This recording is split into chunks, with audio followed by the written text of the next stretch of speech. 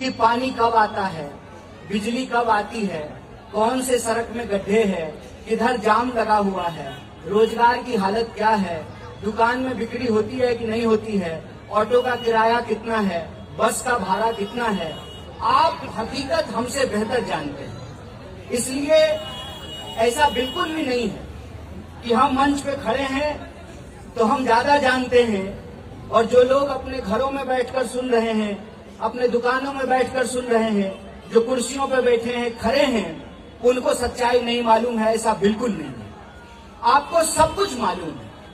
मैं सिर्फ आपसे ये कहने के लिए आया हूं कि जब हकीकत मालूम है तो लोकतंत्र में ये अवसर होता है कि उस हकीकत की बुनियाद पर एक सही फैसला लिया जाए।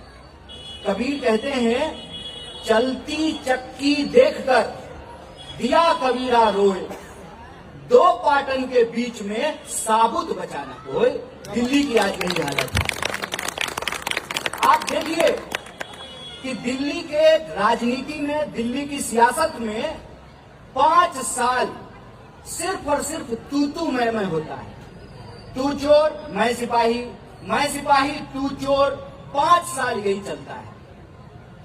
आम आदमी पार्टी कहती है कि बीजेपी हमको काम नहीं करने देती है और बीजेपी कहती है कि जब तक हमारा मुख्यमंत्री नहीं होगा तब तक हम काम नहीं करेंगे।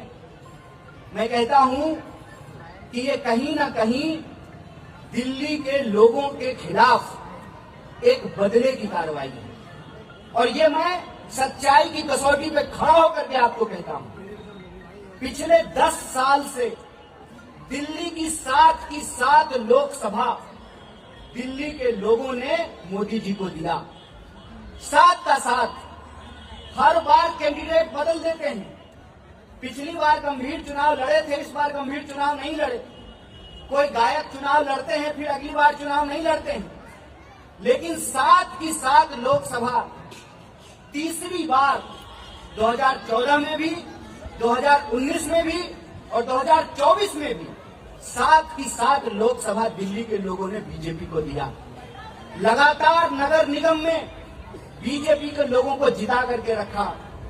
केजरीवाल जी को 10 साल मुख्यमंत्री बनाकर